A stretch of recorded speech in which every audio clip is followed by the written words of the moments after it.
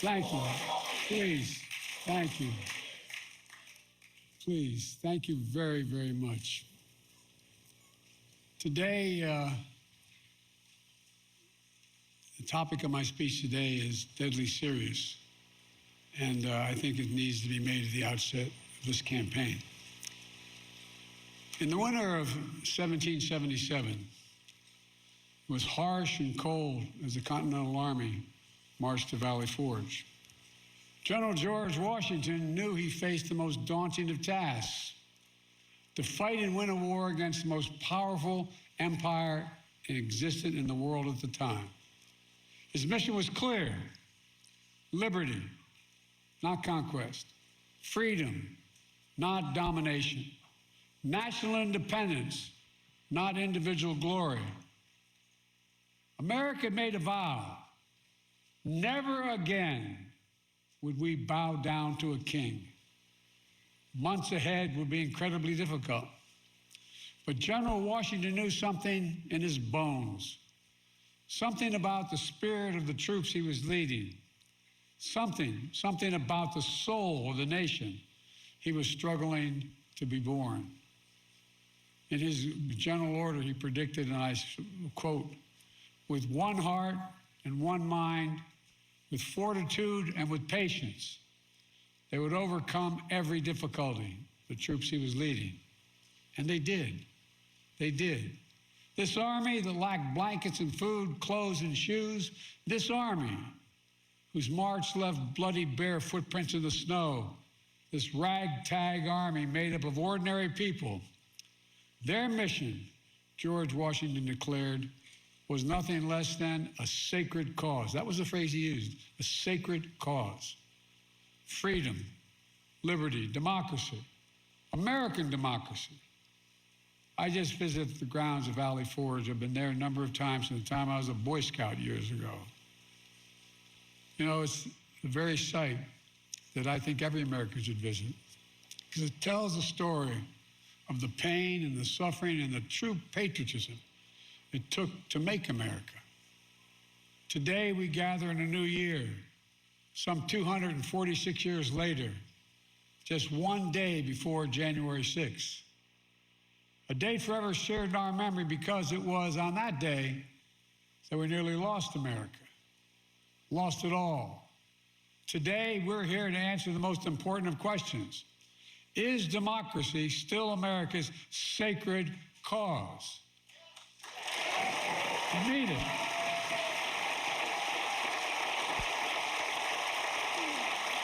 This is not rhetorical, academic, or hypothetical. Whether democracy is still America's sacred cause is the most urgent question of our time. And it's what the 2024 election is all about. The choice is clear. Donald Trump's campaign is about him, not America, not you. Donald Trump's campaign is obsessed with the past, not the future. He's willing to sacrifice our democracy, put himself in power. Our campaign is different. For me and Kamala, our campaign is about America. It's about you. It's about every age and background that occupy this country. It's about the future we're going to continue to build together. And our campaign is about preserving and strengthening our American democracy. 3 years ago tomorrow, we saw with our own eyes the violent mob storm the United States Capitol. It was almost in disbelief as you first turned on the television. For the first time in our history, insurrectionists had come to stop the peaceful transfer of power in America. First time. Smashing windows, shattering doors, attacking the police. Outside, gallows were erected. If you're staying with us, we stay with President Biden. Crowd chanted, "Hang Mike Pence." Inside, they hunted for Speaker Pelosi. The House was chanting as they marched through and smashed windows, "Where's Nancy?" Over 140 police officers were injured. Jill and I attended the funeral of police officers who died as a result of the events of that day. Because of Donald Trump's lies, they died because these lies brought a mob to Washington. He promised it would be wild, and it was. He told the crowd to fight like hell, and all hell was unleashed. He promised he would right them. Everything they did, he would be side by side with them. Then, as usual, he left the dirty work to others. He retreated to the White House. As America was attacked from within, Donald Trump watched on TV in a private small dining room off the Oval Office. The entire nation watched in horror. The whole world watched in disbelief. And Trump did nothing. Members of his staff, members of his family, Republican leaders who were under attack at that very moment pled with him. Act. Call off the mob. Imagine had he gone out and said, stop.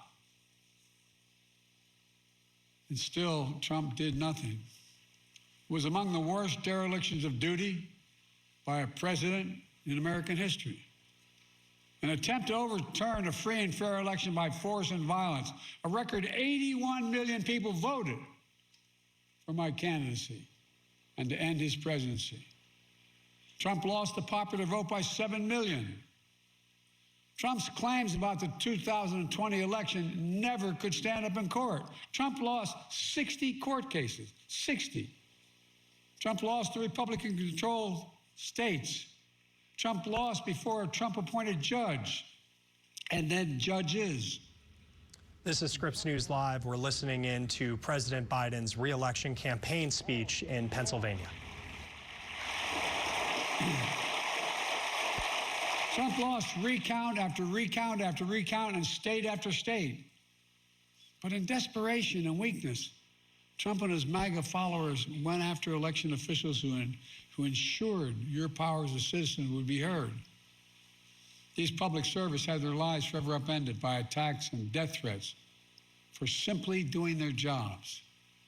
In Atlanta, Georgia, a brave black mother and her daughter, Ruby Freeman and Shay Moss, were doing their jobs as election workers until Donald Trump and his MAGA followers targeted and threatened them, forcing them from their homes and unleashing racist vitriol on them. Trump's personal lawyer, Rudy Giuliani, who was just hit with a $148 million judgment for cruelty and defamation that he inflicted against them. Other state and local elected officials across the country faced similar personal attacks. In addition, Fox News agreed to pay a record $787 million for the lies they told about voter fraud. Let's be clear about the 2020 election. Trump exhausted every legal avenue available to him to overturn the election, every one. But the legal path just took Trump back to the truth, that I'd won the election and he was a loser.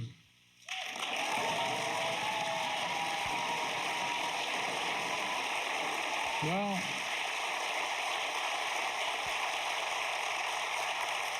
so knowing how his mind works now, he had one act left, one desperate act available to him: the violence of January the 6th.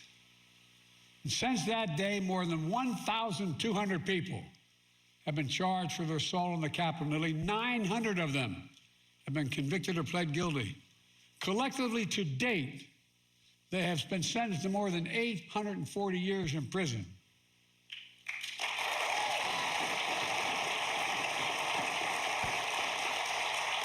What's Trump done? Instead of calling them criminals, he's called these insurrectionists patriots. They're patriots. And he promised to pardon them if he returns to office.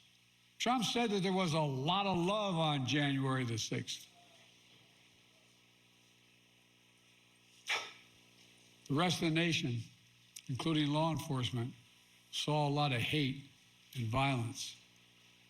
One Capitol police officer called it a medieval battle. That same officer was called vile racist names. He said he was more afraid in the Capitol of the United States of America, in the chambers, than when he was fighting as a soldier in the war in Iraq. He said he was more afraid inside the halls of Congress than fighting in the war in Iraq. In trying to rewrite the facts of January 6th, Trump is trying to steal history the same way he tried to steal the election. But we knew the truth because we saw it with our own eyes. This wasn't like something, a story being told. It was on television repeatedly. We saw it with our own eyes. Trump's mob wasn't a peaceful protest. It was a violent assault.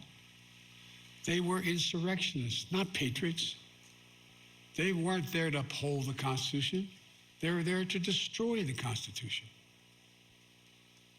Trump won't do what an American president must do. He refuses to denounce political violence. So hear me clearly. I'll say what Donald Trump won't. Political violence is never, ever acceptable in the United States political system. Never, never, never. It has no place in a democracy, none. You can't be pro-insurrectionist and pro-American.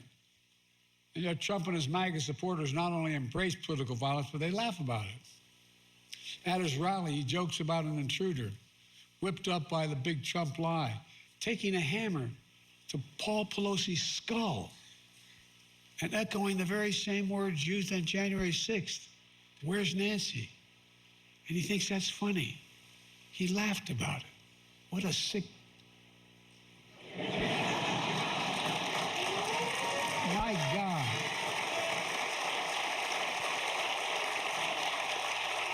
I think it's despicable, seriously. Not just for a president, for any person to say that. But to say it to the whole world listening. When I was overseas, anyway. Trump's assault on democracy isn't just part of his past. It's what he's promising for the future. He's being straightforward. He's not hiding the ball. His first rally for the 2024 campaign opened with a choir of January 6th insurrectionists singing from prison on a cell phone, while images of the January 6th riot played on a big screen behind him at his rally. Can you believe that? This is like something out of a fairy tale, a bad fairy tale. Trump began his 2024 campaign by glorifying the failed violent insurrection on our Capitol. The guy who claims law and order sows lawlessness and disorder. Trump's not concerned about your future, I promise you. Trump is now promising a full-scale campaign of revenge and retribution, his words, for some years to come. They were his words, not mine. He went on to say he'd be a dictator on day one. I mean, if I were writing a book of fiction, I said an American president said that, and not in jest. He called in, I quote, the termination, quote, this is a quote, the termination of all the rules, regulations, and articles, even those found in the U.S. Constitution, should be terminated if it fits his will. It's really kind of hard to believe. Even found in the Constitution, he could terminate? He's threatened the former chairman of the Joint Chiefs of Staff with the death penalty. Says he should be put to death because the chairman put his oath to the Constitution ahead of his personal loyalty to Trump. This is coming from a president who called, when he visited cemeteries, called dead soldiers suckers and losers. Remember that?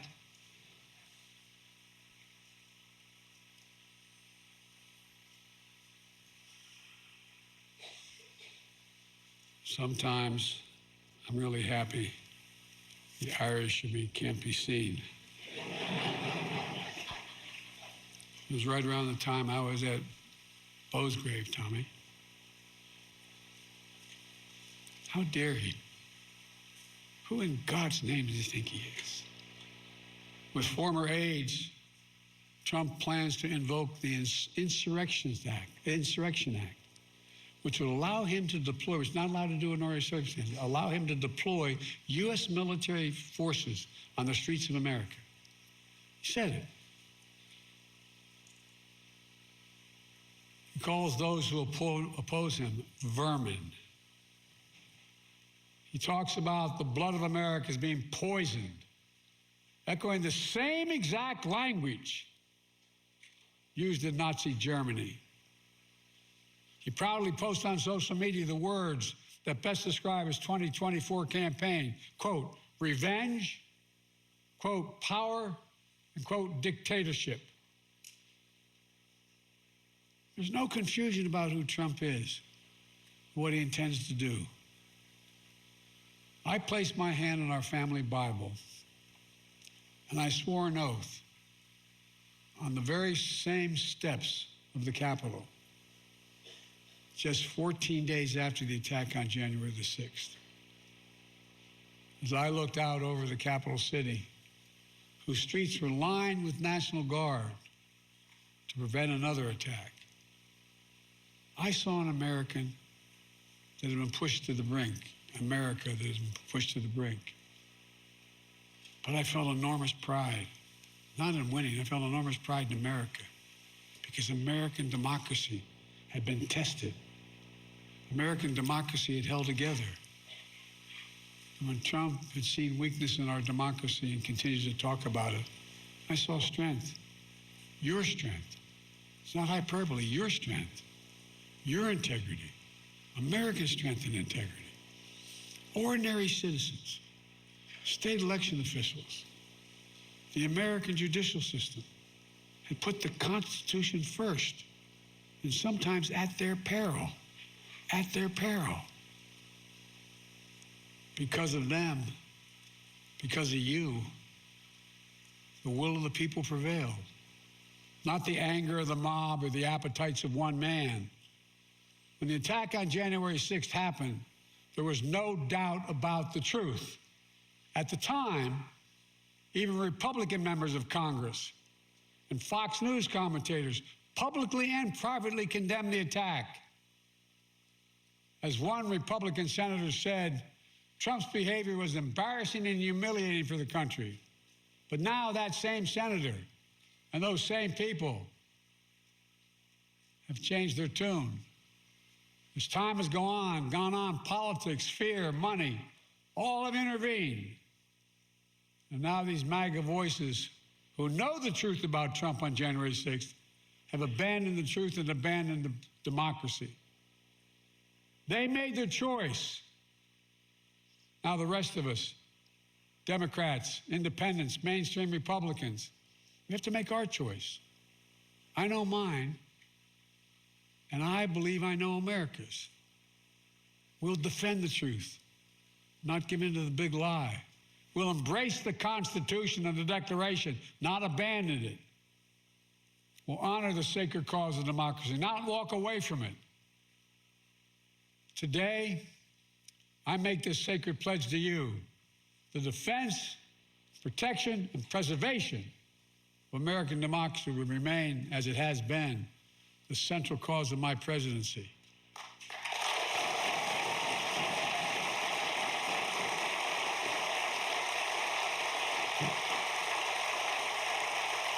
America, as we begin this election year, we must be clear.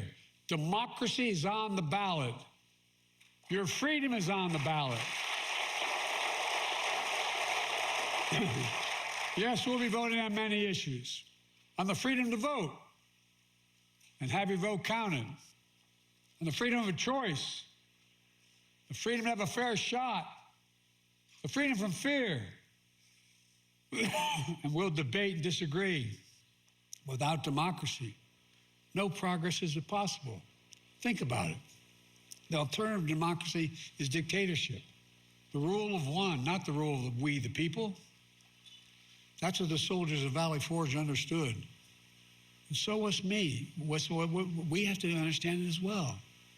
We've been blessed so long with a strong, stable democracy. It's easy to forget.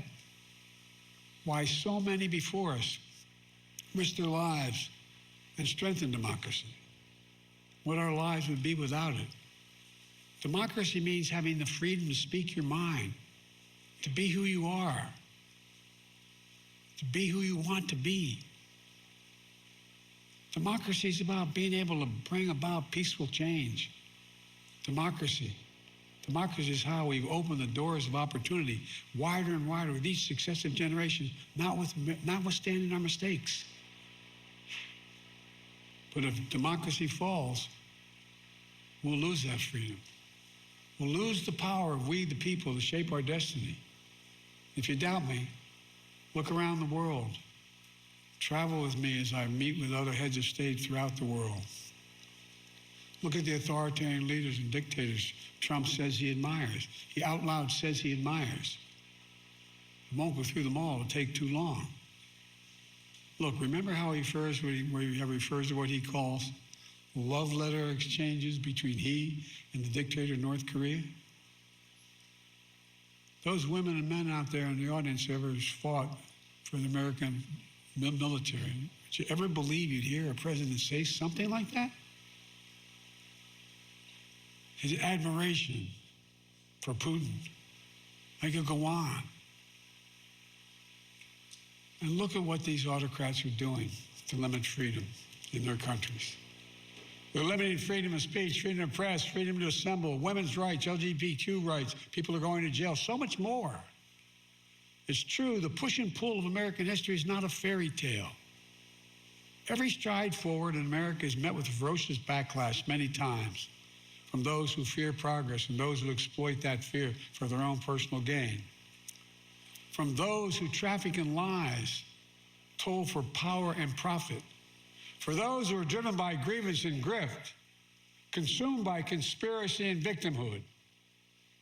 From those who seek to bury history and ban books.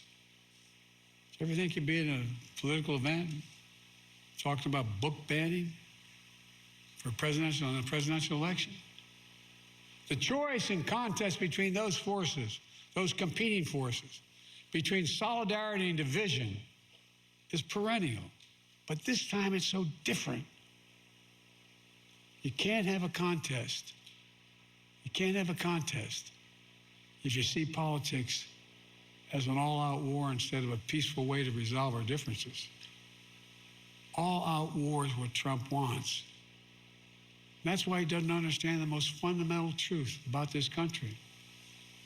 Unlike other nations on earth, America is not built on ethnicity, religion, geography.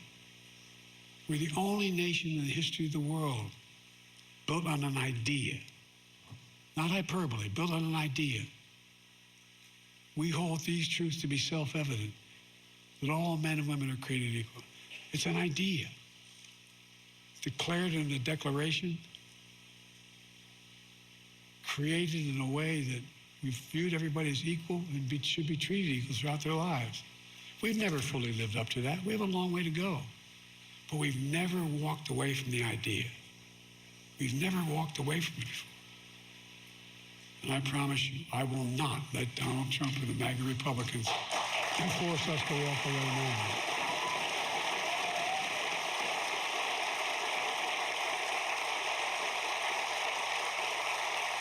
We're living in an era where a determined minority is doing everything in its power to try to destroy our democracy for their own agenda. The American people know it, and they're standing bravely in the breach. Remember after 2020, January 6th insurrection to undo the election in which more Americans had voted than any other in American history? America saw the threat posed to the country, and they voted them out. In 2022, historic midterm election, in state after state, election after election, the election deniers were defeated. Now in 2024, Trump is running as the denier-in-chief, the election denier-in-chief. Once again, he's saying he won't honor the results of the election if he loses. Trump says he doesn't understand. Well, he still doesn't understand the basic truth. That is, you can't love your country only when you win. You can't love your country only when you win.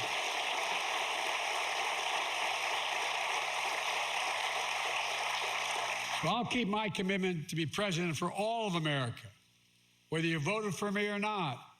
I've done it for the last 3 years, and I'll continue to do it. Together, we can keep proving that America is still a country that believes in decency, dignity, honesty, honor, truth. We still believe that no one, not even the president, is above the law. We still believe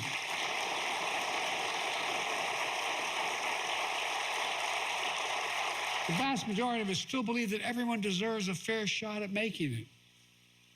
We're still a nation that gives hate no safe harbor. I tell you from my experience working with leaders around the world, and I mean this sincerely, not a joke, that America is still viewed as the beacon of democracy for the world. I can't tell you how many world leaders, and I know all of them, virtually all of them, grab my arm in private and say, "He can't win. Tell me." No, my country will be at risk. Think of how many countries, Tommy, you know, that are on the edge. Imagine. We still believe in we the people, and that includes all of us, not some of us. Let me close with this. In the cold winter of 1777, George Washington and his American troops in Valley Forge waged a battle on behalf of a revolutionary idea that everyday people, like where I come from and the vast majority of you, not a king or a dictator, that everyday people can govern themselves without a king or a dictator. In fact, in the rotunda of the Capitol, there's a giant painting of General George Washington, not President Washington. And he is resigning his commission as commander-in-chief of the Continental Army. A European king at the time said, after he won the revolution, now's the time for him to declare his kingship. But instead, the mob that attacked the Capitol, waving Trump flags and Confederate flags, stormed right past that portrait. That image of George Washington gave them no pause, but it should have. The artist who painted that portrait memorialized that moment because he said it was, quote, one of the highest moral lessons ever given to the world, end of quote. George Washington was at the height of his power, having just defeated the most powerful empire on earth. Could have held on to power as long as he wanted. He could have made himself not a future president, but a future monarch, in effect. And by the way, when he got elected president, he could have stayed for 2, 3, 4, 5 terms till he died. But that wasn't the America he and the American troops in Valley Forge had fought for. In America, genuine leaders, democratic leaders with a small d, don't hold on to power relentlessly. Our leaders return power to the people, and they do it willingly, because that's the deal. You do your duty. You serve your country. And ours is a country worthy of service, as many Republican presidents and Democratic presidents have shown over the years. We're not perfect, but at our best, we face head on the good, the bad, the truth of who we are. We look in the mirror and ultimately never pretend we're something we're not. That's what great nations do. And we're a great nation. We're the greatest nation on the face of the earth. We really are.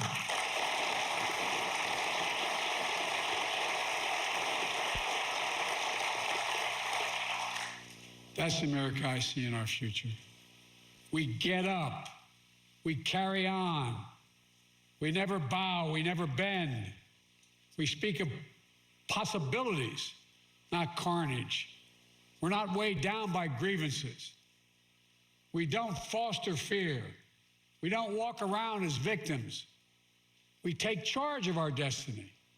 We get our job done with the help of the people we find in America, who find their place in a changing world and dream and build a future that not only they, but all people deserve a shot at. We don't believe, none of you believe America's failing. We know America's winning. That's American patriotism.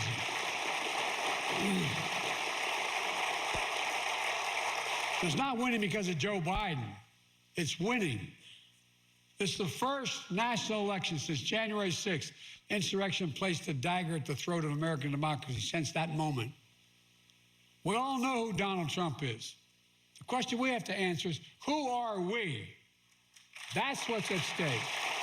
Who are we?